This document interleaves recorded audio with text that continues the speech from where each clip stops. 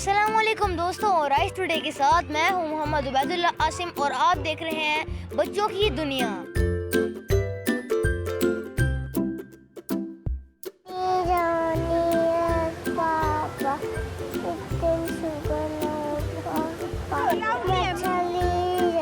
मछली ऐसे चलती है पानी में और जीवन उनका पानी है।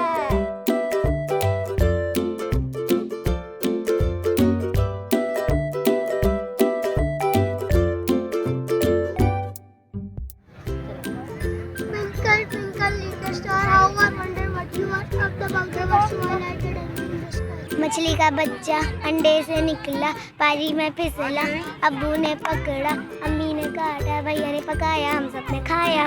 अब्बू लाए मोटर कार, उसके नीचे पहिया चाबी से वो चलती है, पुप पुप पुप पुप करती है, आगे जा पीछे जा, दाएं बाएं।